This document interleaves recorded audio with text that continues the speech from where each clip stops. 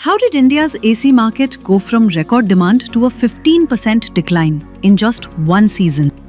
ICRA projects a 10 to 15% drop in India's room AC volumes in fiscal year 2026.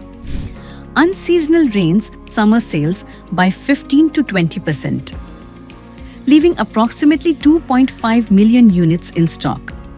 A GST cut to 18% lowers prices 6 to 8% and should boost demand. Despite near-term pain, demand outlook is strong with 10 to 15% CAGR till FY2030. Capacity is set to expand from 24 to 26 million to 40 to 42 million units by FY2028. Subscribe now for ICRA's full report on India's RAC industry.